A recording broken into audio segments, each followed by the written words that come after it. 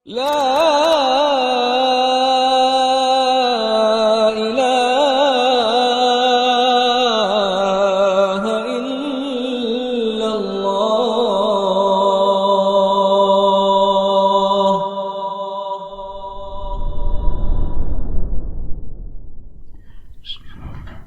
Assalamualaikum warahmatullahi wabarakatuh. Innal hamdalillah nahmaduhu wa nasta'inuhu wa nastaghfiruh wa na'udzu billahi min shururi anfusina wa sayyiati a'malina. May yahdihillahu fala mudilla lahu wa may yudlil fala hadiya lahu. Asyhadu an la ilaha illallah wahdahu la syarika lahu wa asyhadu anna Muhammadan abduhu wa rasuluhu la nabiyya ba'dahu. فإن أصدق الحديث كتاب الله وخير الهدي هدي محمد صلى الله عليه وسلم وشر الأمور محدثاتها وكل محدثة بدعة وكل بدعة ضلالة وكل ضلالة في النار. أما بعد, para ikhwah sekalian rahimani wa rahimakumullah, kita ada perubahan sedikit di jadwal, yaitu Kitab At-Tauhid akan ditempatkan insyaallah mulai saat ini, mulai sekarang di ba'da subuh pekan pertama dan ketiga insyaallah. Adapun kajian fikih usrah atau fikih keluarga kita tempatkan di maghrib kedua, ahad maghrib kedua insyaallah taala, agar porsi kitab At-Tauhid itu lebih banyak daripada kitab fiqhul usrah.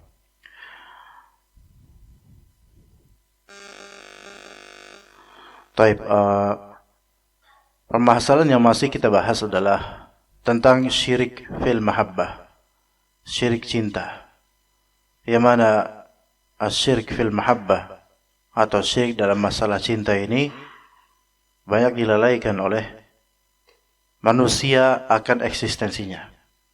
Bahkan kebanyakan atau banyak dari kita hanya mempertimbangkan syirik itu riya. Kemudian syirik-syirik besar, menyembah berhala, dan kemudian memakai jimat, bertawassul dengan mayit, dan lainnya, yang itu memang populer di tanah air. Tetapi syirik mahabbah ini boleh jadi menjangkiti orang-orang yang sudah mengenal sunnah Nabi SAW dan terbiasa dengan sunnah Nabi. Karena tidak mengerti tentang masalah syirik mahabbah atau syirik cinta, maka kemudian akhirnya dia terjelembab di dalamnya. Sudah 3 pembahasan atau 2 kali pertemuan, dan kali ini pertemuan ketiga tentang masalah mahabbah. Pada sebelum-sebelumnya kita telah membahas macam-macam mahabbah. Kemudian di pertemuan berikutnya kita membahas tafsir tentang وَمِنَ النَّاسِ مَن يَتَّخِذُ مِن دُونِ اللَّهِ أَندَادًا يُحِبُّونَهُم كَحُبِّ اللَّهِ. Pada kali ini insyaallah kita bahas surat At-Taubah ayat 24. Surat At-Taubah ayat 24, dan ini salah satu ayat atau dalil yang di situ Allah Subhanahu wa taala menginginkan kita agar menjadikan cinta kepada Allah dan Rasulnya itu di atas daripada cinta kepada selainnya, yaitu kepada anak, pasangan, bapak, saudara, dan lain-lainnya, dari harta. Kita bacakan firman Allah Azza wa Jalla, surat At-Taubah ayat 24. Setelah berta'awudz kepada Allah Ta'ala, a'udzu billahi minasyaitonir rajim. قل إن كان آباؤكم وأبناؤكم قل إن كان آباؤكم وأبناؤكم وإخوانكم وأزواجكم وعشيرتكم وأموال اقترفتموها وتجارة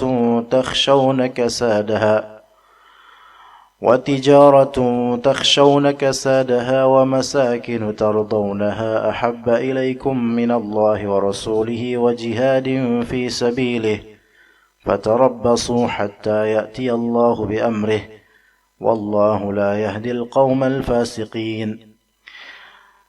Kata Allah Ta'ala, qul, katakanlah, in kana aba'ukum, kalau misalnya aba'ukum yaitu nenek moyang kalian. Nenek moyang kalian. Berarti ada nenek moyang di sini yaitu orang tua, kandung, ayah, ibu dan atas-atasnya. Dan masuk ke dalamnya baik cinta kepada diri mereka, nenek moyang mereka, atau cinta kepada tradisi yang diwariskan oleh nenek moyang. Masuk ke dalamnya. Al-muhim segala yang berkaitan dengan nenek moyang, dari peninggalannya maupun orangnya.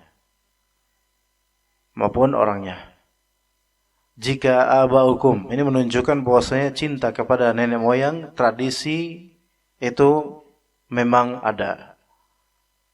Ada dalam artian ada di dunia ini dan banyak.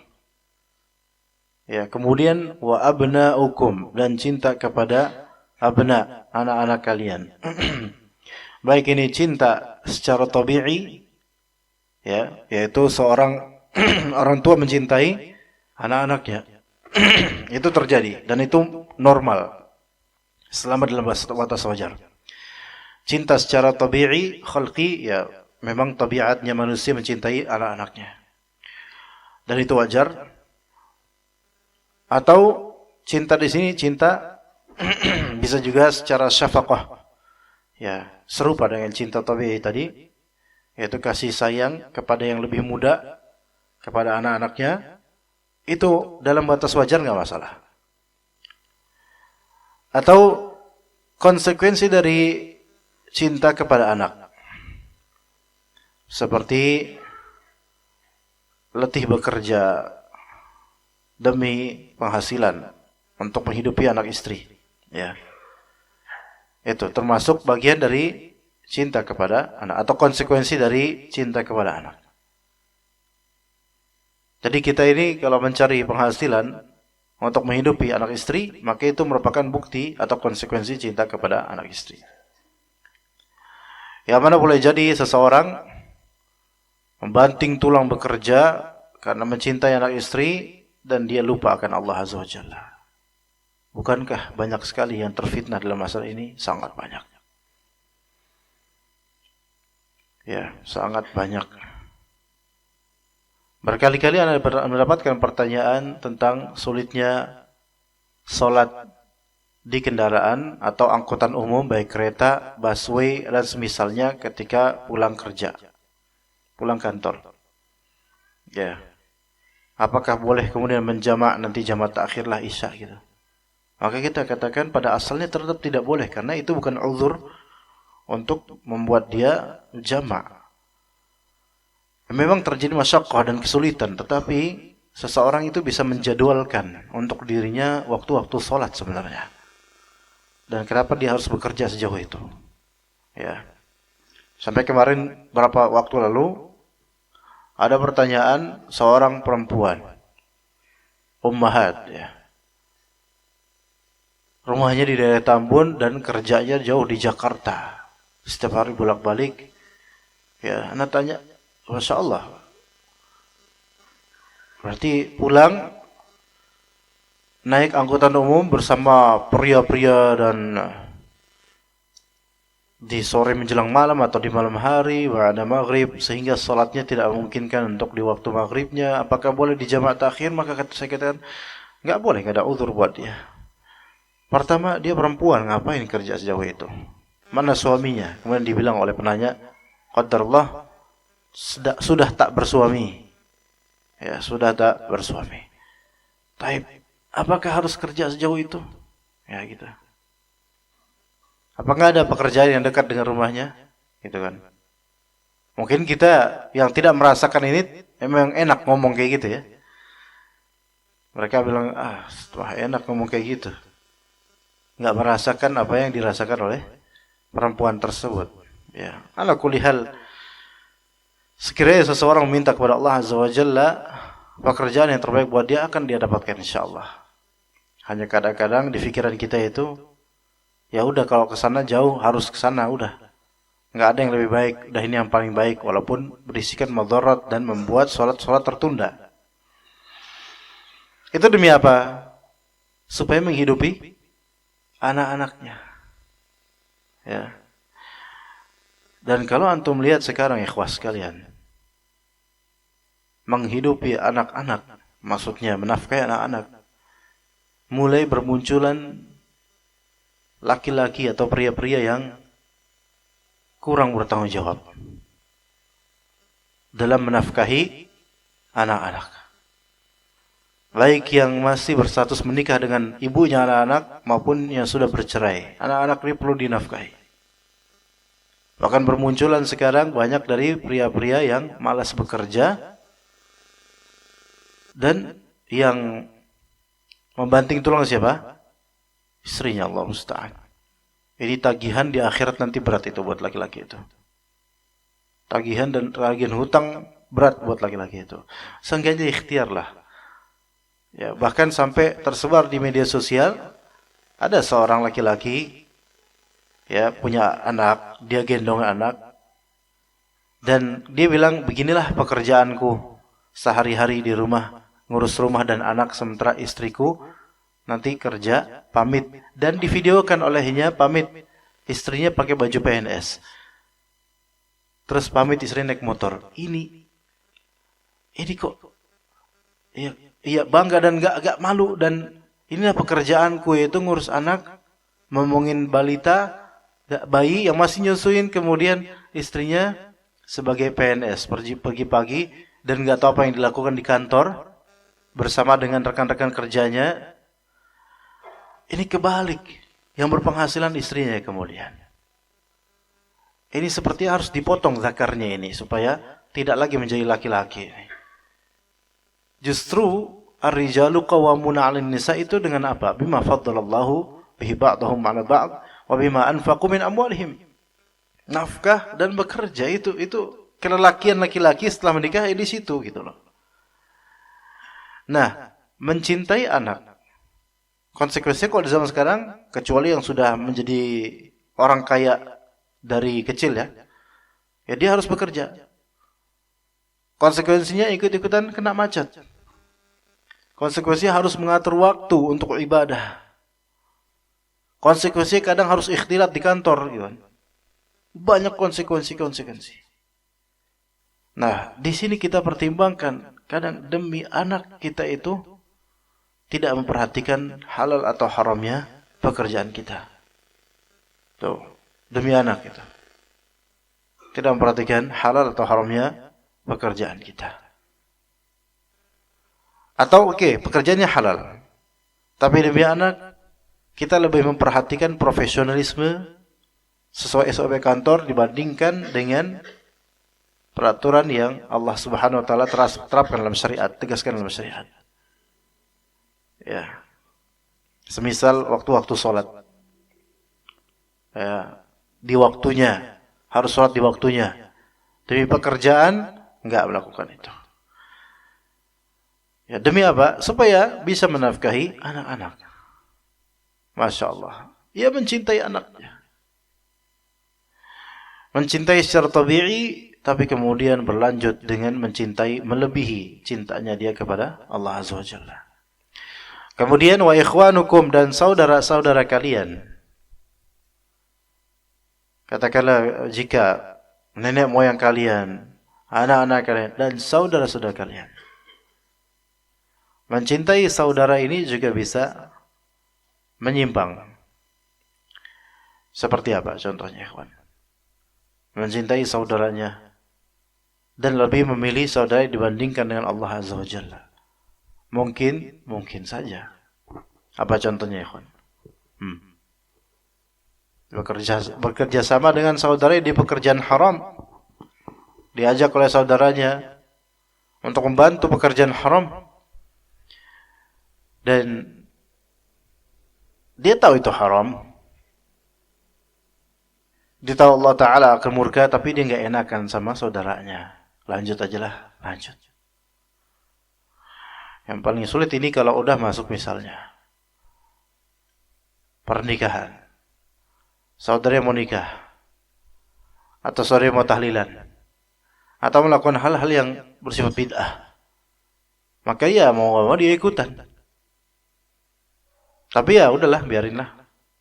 Ikutan aja daripada saya sama saudara ya berantem. Ya udah nggak apa-apalah. Bid'ahnya sekali-kali ini. Ya beda sekali-kali, ntar kalau tahlilan tiap tahunan, haulan gimana? Tiap tahun jadi. Melakukan itu jadi biasa, lama-lama apa? Biasa. Makanya kadang-kadang memang perlu seseorang itu hijrah dari area keluarganya yang membelitnya, melibatkannya selalu dalam perkara bid'ah. Dia hijrah ke Cilangkap, ya, supaya dapat saudara-saudara pengajian yang bisa mensupportnya dalam sunnah. Tapi kalau kita udah masuk ke dalam circle orang-orang yang biasa berbuat bid'ah, kita sulit untuk kemudian melepaskan diri darinya. Dan lama-lama tadinya anti dengan bid'ah, lama-lama mulai terkikis, akhirnya mengikuti bid'ah, bahkan menjadi pembelanya. Soal tadi masalah aba, yaitu nenek moyang, ada anak, saudara, wa azwajukum,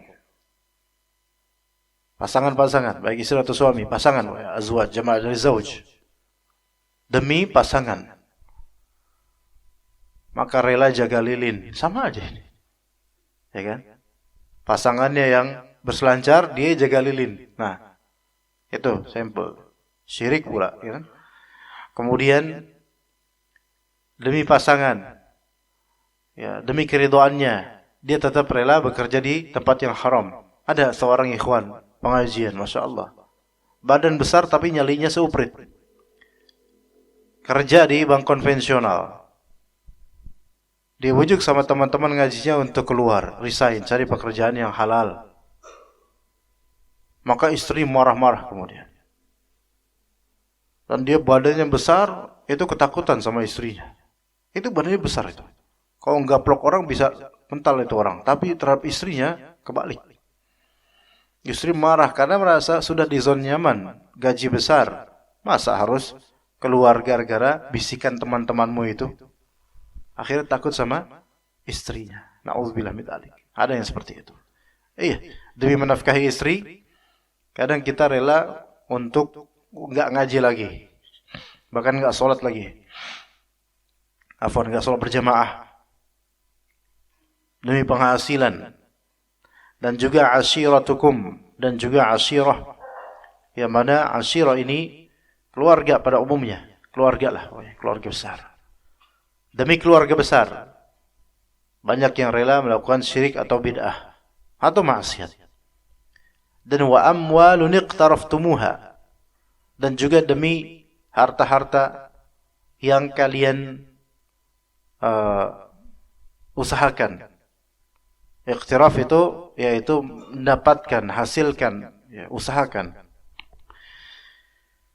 Harta demi harta. Tijaratun takhshawna kasadaha, dan perdagangan yang kalian khawatirkan kerugiannya. Wa masakinu tardawnaha, dan tempat-tempat tinggal yang kalian sukai. Itu ada berapa macam itu? Satu, abaukum, nenek moyang, orang tua. Wa abnaukum, anak-anak. Wa ikhwanukum, saudara. Kemudian wa azwajukum, pasangan. Wa ashiratukum, keluarga besar. Wa amwalun iqtaraftumuha, harta yang kalian usahakan.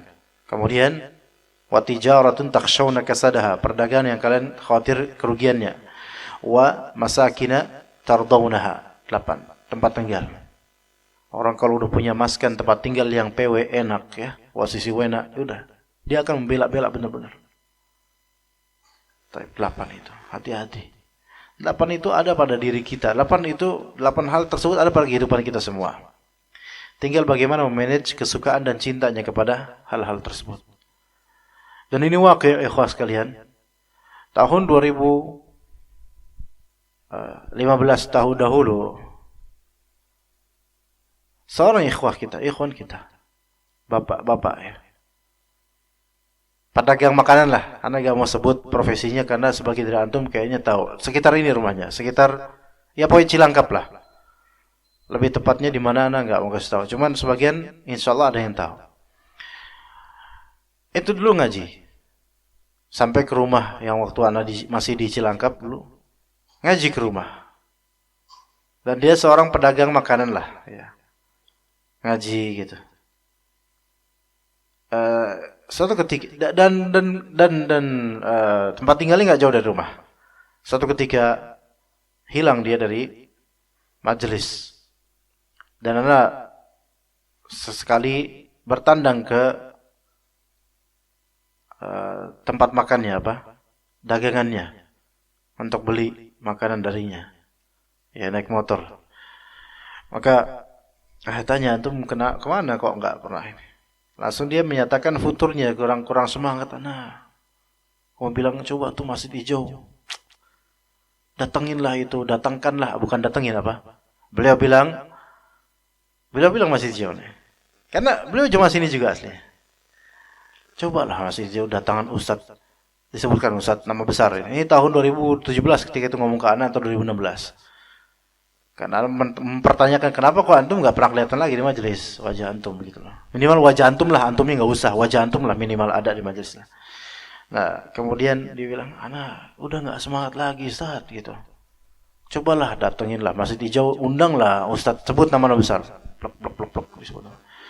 Kan kalau misalnya beliau datang tuh gimana ya Ustaz ya? Kita tuh jadi semangat gitu. Ya.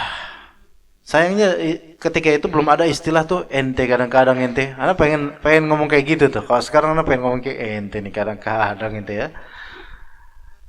Kalau ada beliau kan didatengin ke Cilangkap lah sekali aja lah tabligh akbar Ustaz. Anak seneng Anda bedak datang gitu. Itu beliau wallahi ngomong kayak gitu. Tapi nama ustadznya, nama berapa ustadznya Anda enggak mau sebut. Tapi ustadz populer di kita, maksudnya ustadz luar kota ya, ustadz bukan Jabodetabek bukan. Anda bakal ini, Anda nasihatin kan. Lah antum itu kan udah rutin Ustaz Abu Sama di sini. Antum ngapain harus nyari-nyari yang jauh-jauh datang sementara yang rutin sudah ada orang dekat enggak antum datengin gitu. Ya gimana Ustaz ya, masa ya gitu-gitu aja kita kan enggak semangat. Inilah orang ini. Ya. Seperti ini mentalnya.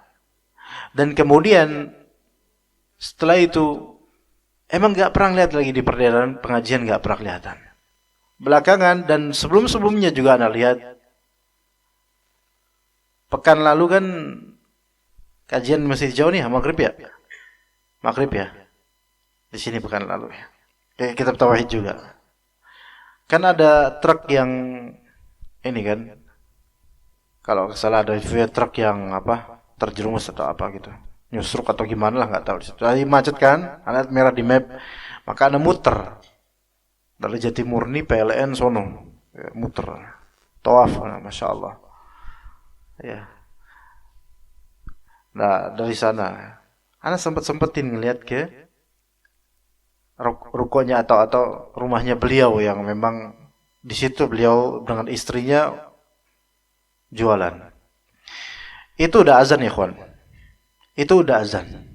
Dan anak lihat beliau dan istri masih ngurusin dagangan dan pakai kaos, nggak ada sama sekali keinginan untuk menuju masjid. Nggak kelihatan aura untuk apa? Untuk sholat, nggak ada. Tapi kan nggak ada waktu untuk menegurnya. Karena udah lewat azan, udah agak gelap. Karena apa ya kawan? Karena apa? Ya bisa jadi karena demi mempertahankan sambal yang beliau jual, di antara kontennya sambal. Dia mempertahankan dagangan yang nggak seberapa itu dunia. Beberapa gelintir antum mungkin tahu orangnya, tapi mungkin aja antum belum lupa orang yang mana. Tapi Anda memperhatikan, dan itu ada di antara kita. Dan itu satu sampel dari entah berapa banyak sampel. Futur yang terjadi disebabkan apa? Tenggelam di dunia ini dalam salah satu dari ini. Entah karena memang untuk menghidupi anak, karena mencintai istri, karena perdagangan yang dikhawatirkan rugi. Wallahi ya ikhwan. Betapa banyaknya orang yang sampai dia bermandikan keringat demi menghasilkan uang, meninggalkan syariat Allah, dan dia hanya dapat sesuai dengan apa yang dia takdirkan, dan itu sedikit. Dan ada kalanya orang nggak begitu mempertanyakan tentang rezekinya, dia tawakal sama Allah, usaha secukupnya, dan ternyata rezeki bagi dia itu melaut. Ya artinya sekerah apapun usaha kita untuk rezeki, sebenarnya yang Allah kasih ya sesuai dengan takdirnya. Kalau banyak alhamdulillah, kalau sedikit semoga berkah gitu kan. Enggak lebih dari apa yang ditakdirkan. Maka berusahalah semampunya dan secukupnya saja. Dan jangan sampai meninggalkan apa-apa yang menjadi kewajiban atau hal-hal yang baik. Enggak hanya gara-gara cinta dengan ini semua tuh. Cinta dengan ini semua. Kalau misalnya 8 asnaf ini, 8 hal ini, ahabba ilaikum minallahi wa rasulih wa jihadin fi sabilih, lebih engkau sukai daripada Allah dan Rasulnya, dan lebih engkau sukai daripada jihad di jalannya. Jihad di sini qital, yaitu perang, di medan perang, maksudnya itu. Memang sekarang belum terwujud. Namun sebenarnya kelihatan orang-orang yang mau jihad dan berani untuk jihad dengan yang tidak kelihatan. Minimal kelihatan dia sholat subuh apa enggak di masjid, itu kelihatan. Kalau bangun subuh aja susah, gimana mau jihad, ikhwan? Coba. Bangun subuh aja susah, gimana mau jihad? Kalau sama COVID aja bener-bener, sampai sekarang masih itu. Nggak mau ke masjid, itu disuruh jihad nggak mau, takut ketularan COVID. Ayo kita jihad, jangan nanti ketularan COVID. Lah ente emang jihad kan tujuannya supaya fisabilillah mati syahid. Tapi enggak. Boleh, ayo kita jihad tapi pakai masker ya repot antum. Ya. Dulu ketika di medan perang jihad itu kan gubar. Terjadi gubar, apa gubar tuh? Debu-debu berterbangan. Makanya kalau bahasa Betawi gubaran. Pakai G, gubaran. Terjadi tahrif kemudian jadi bubaran. Itu dari kata gubar itu. Yaitu debu-debu yang berterbangan. Arti gubaran apa gubaran? Berpencar. Udahan. Berpencar, gubar. Ya. Apakah ketika terjadi medan perang itu di zaman Nabi SAW? Waduh, nggak enak lah nanti. Anda udah pakai skincare nanti kena ini lagi.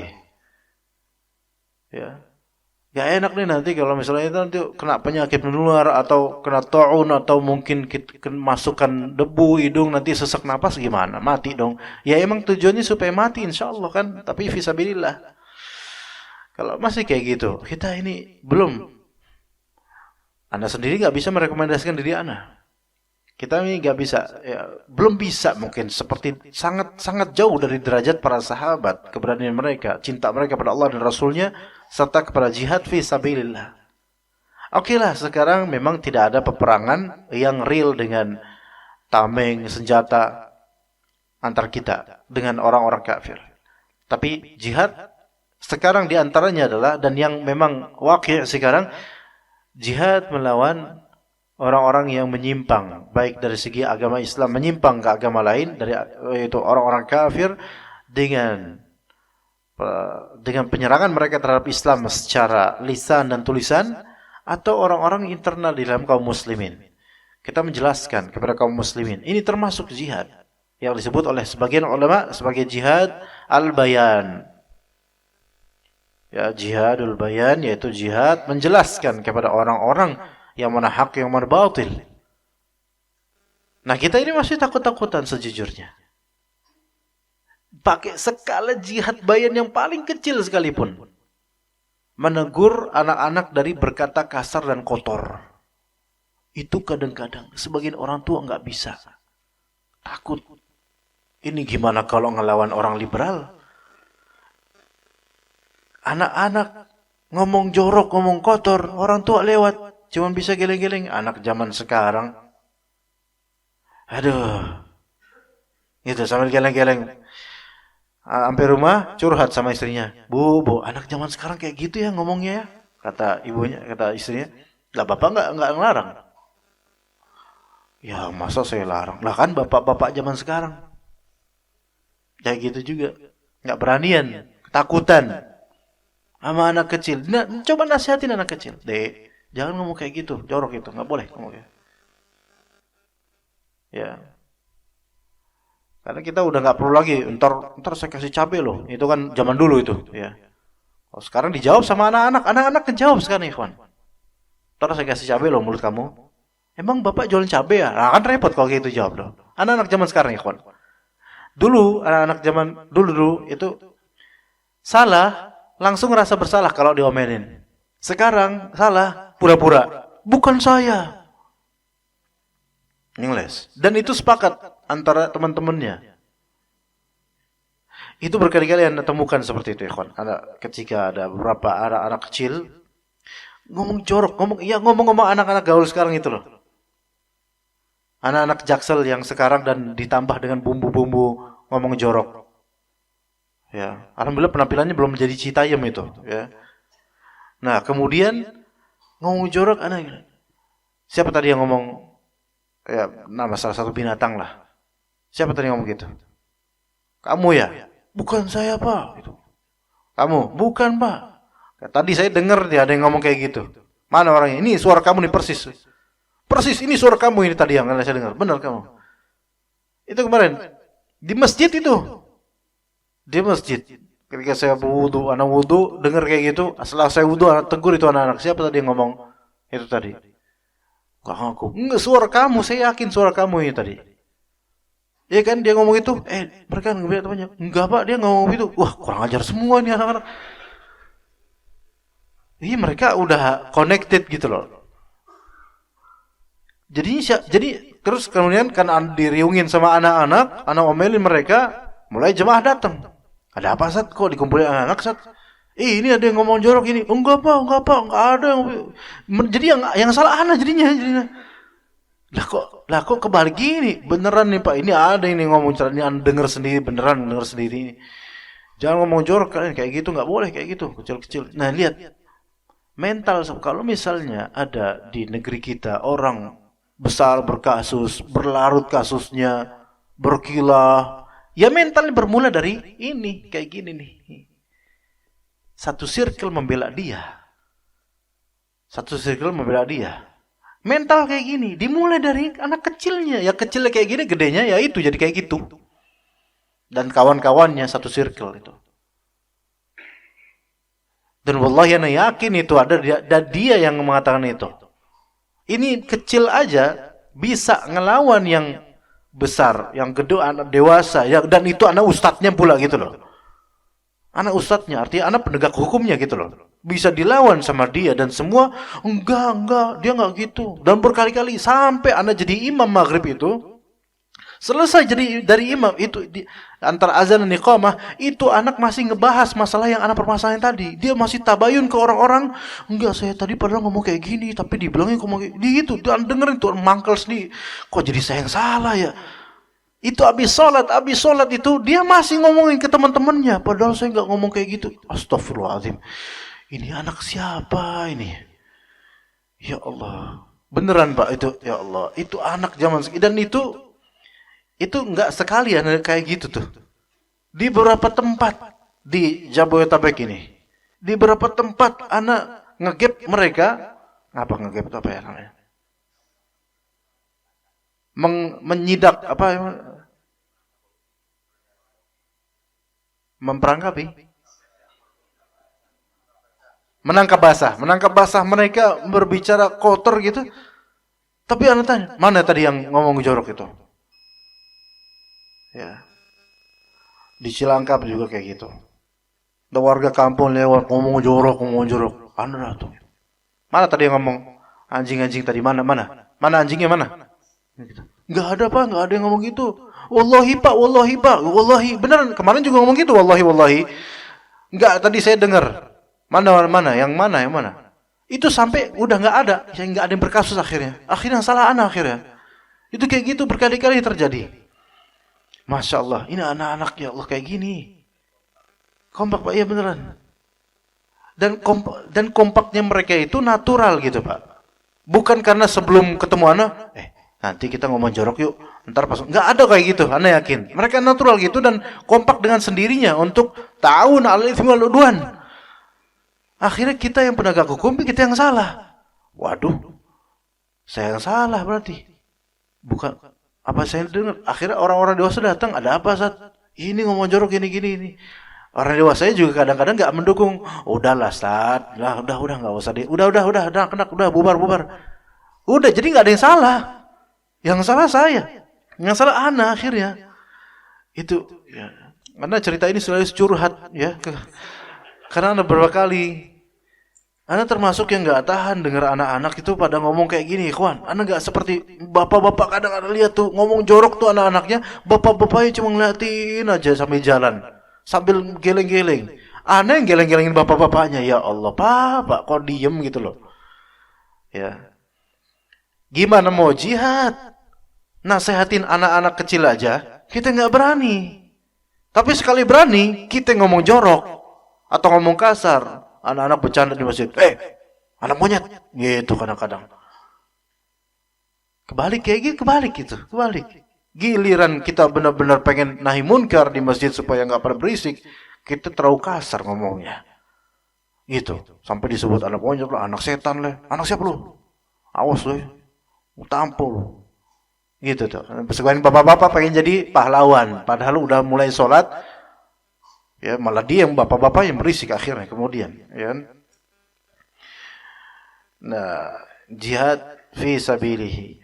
Kalau misalnya itu semua 8 itu lebih dicintai dibandingkan Allah, Rasulnya dan jihad, maka fatarabbasu. Tarabbus itu tunggulah hatta ya'ti Allahu bi amrih, sampai Allah Subhanahu wa taala memberikan atau mendatangkan keputusannya atau perintahnya.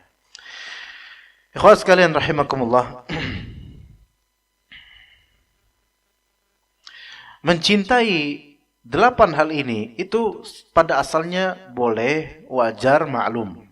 Mencintai orang tua, mencintai anak, mencintai saudara, mencintai pasangan, mencintai keluarga besar, mencintai harta, mencintai perdagangan, mencintai rumah. Itu enggak tercela secara zatnya, maksudnya wajar gitu loh. Tetapi kalau misalnya level cintanya terhadap hal-hal tersebut lebih tinggi dibandingkan kepada Allah dan Rasulnya dan juga amalan jihad, amar ma'ruf nahi munkar, maka di sini kayaknya nunggu kena azab ini. Nunggu kena azab. Tapi bagaimana saat kita mengetahui orang itu lebih cinta kepada dunia dibandingkan kepada akhirat? Sementara cinta itu kan perbuatan hati, dan kita kan tidak diperbolehkan untuk membongkar isi hati. Nah, ini syubhat. Ya akhi, di sini kata Syekh Utsaimin, "Wa ma fil qulubi wa in kana la ya'lamuhu illa Allah, lakin lahu syahidun fil jawarih." Apa-apa yang ada di hati, walaupun tidak ada yang mengetahui di hati melainkan Allah saja, tetapi hati itu memiliki syahid, memiliki saksi, memiliki bukti di mana? Di anggota tubuh. Di anggota tubuh. Maka kata Al-Hasan Al-Basri rahimahullah, "Ma asarra ahadun sariratan illa azharaha Allah Ta'ala ala safahati wajhihi wa falatati lisanih." Barang siapa yang menyembunyikan suatu rahasia, ya, menyembunyikan suatu dosa rahasia, ya, melainkan Allah Ta'ala akan menampakkannya di lembaran wajahnya dan di derayan lisannya. Iya. Orang kalau misalnya punya dosa tertentu, wajahnya itu memang orang itu nggak bakal tahu apa dosanya dia, tapi wajahnya itu wajah menunjukkan dia punya dosa, walaupun dia mau bermanis muka, tapi ada beberapa orang yang nangkep ini orang ini ada yang nggak beres. Atau dengan lisannya keceplosan. Itu.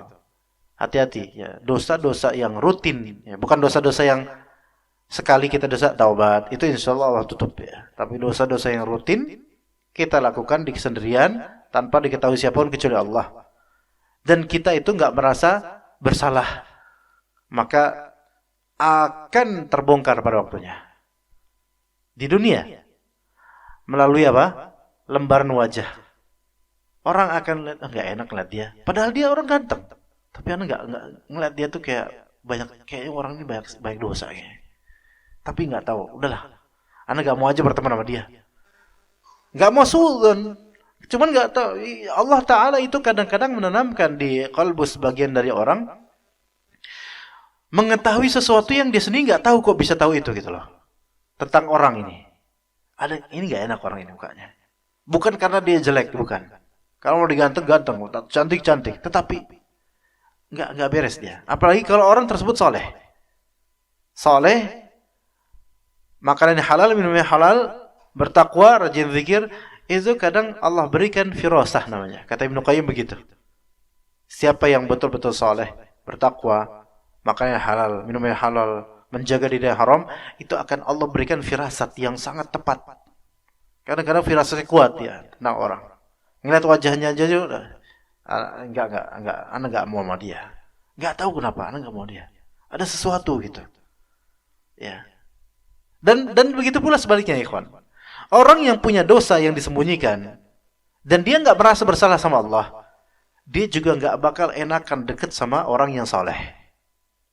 Ngerasa ngerasa malu, ada rasa malunya. Sebenarnya mungkin bukan dirinya, syaitonnya yang menjadi korinnya itu, mungkinlah yang mendorong dia, jangan deket sama fulan, ntar ketahuan loh, ya gitu.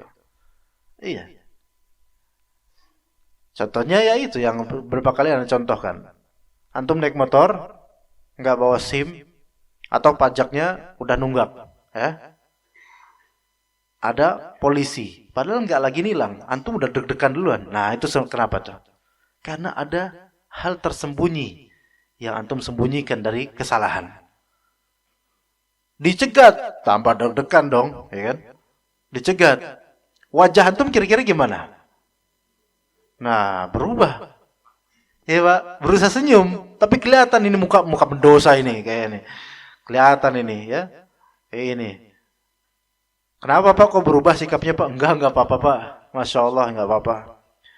Boleh ditunjukkan surat-suratnya? Mulai kan? Udah enggak enak dah. Ini udah kelihatan. Ya. Nah,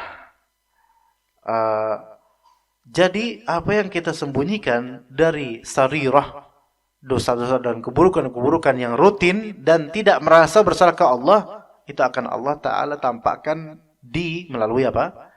Lembaran wajah dan lisan kadang-kadang, dan kesaltingan kita kadang-kadang. Kalau ini ketiga tambahkan dari anak.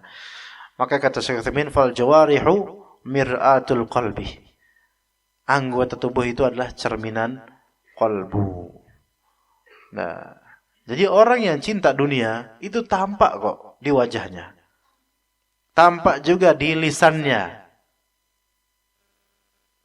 Dan ajaibnya ikhwan, sebagian dari orang yang dulunya belajar di Madinah, dulunya belajar di Libya, dulunya belajar di kampus syariah, udah jadi ustaz, sekarang lebih pinter ngomongin tentang proyek pembangunan dibandingkan tentang ilmu syar'i.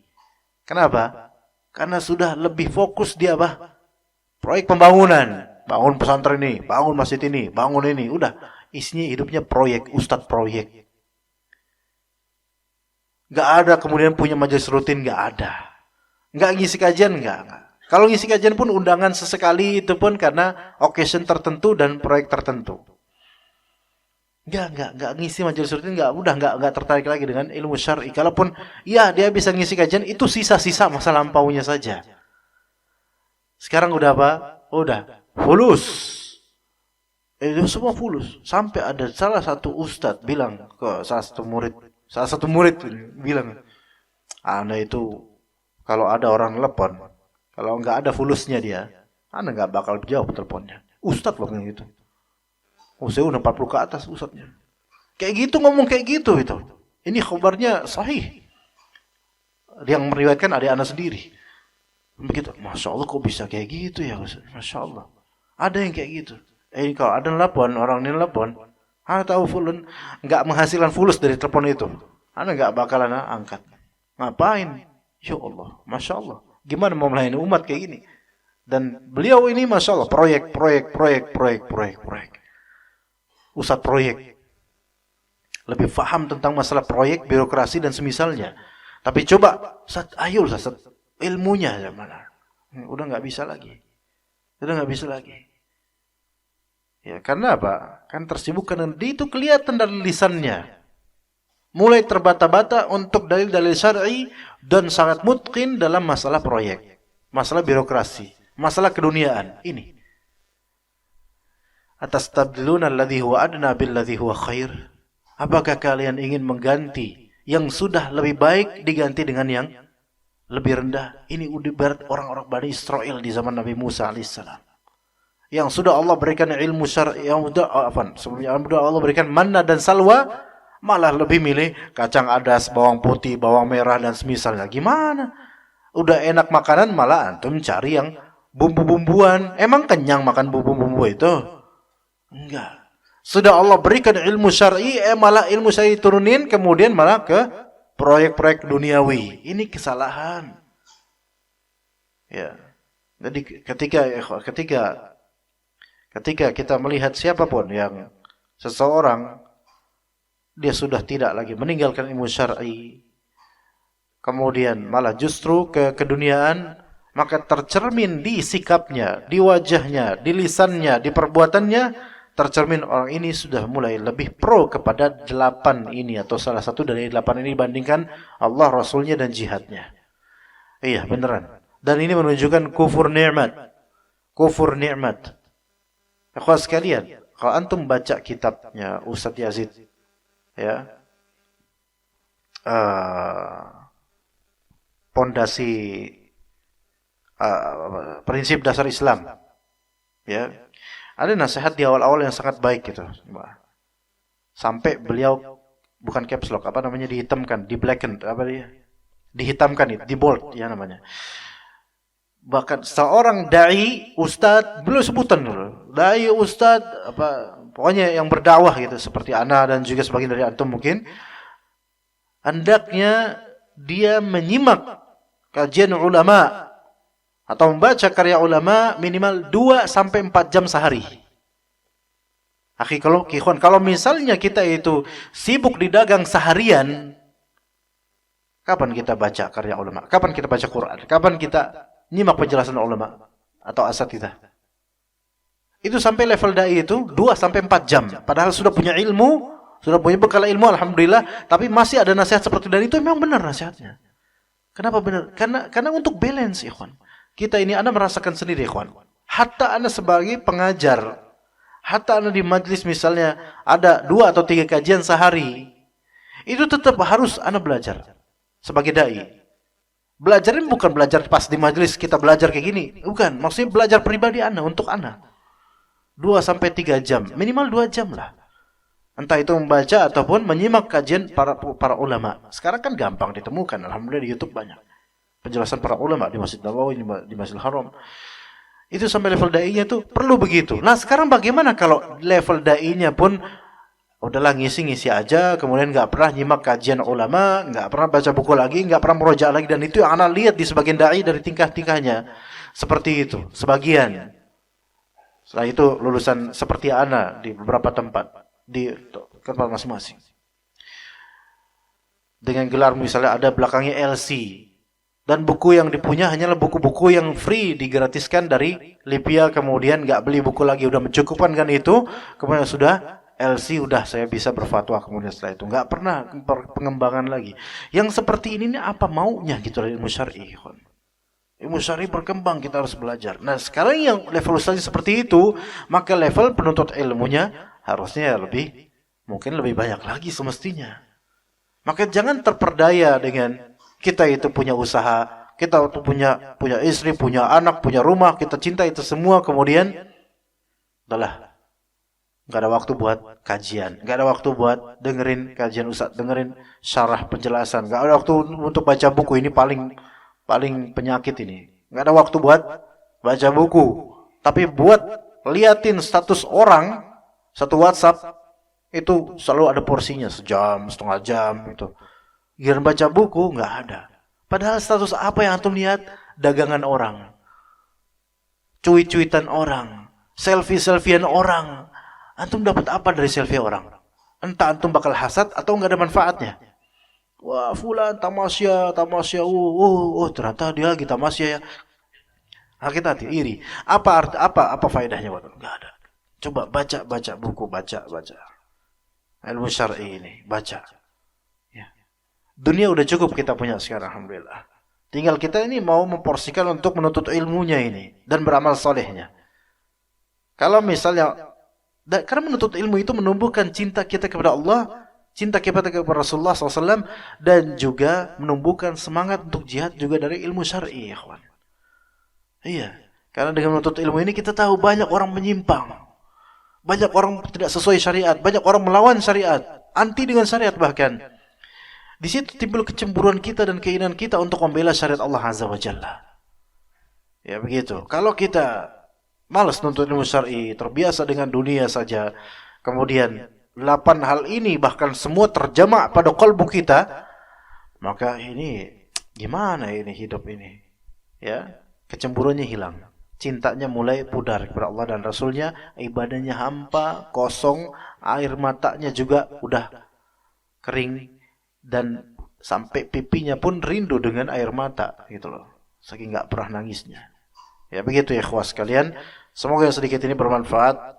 Insyaallah berarti fikih keluarga kita pindahkan ke Ahad Maghrib kedua insyaallah taala. Wa sallallahu ala nabiyina Muhammad wa ala alihi wa sahbihi ajma'in. Subhanakallahumma bihamdika asyhadu an la ilaha illa anta astaghfiruka wa atubu ilaik. Wassalamualaikum warahmatullahi wabarakatuh.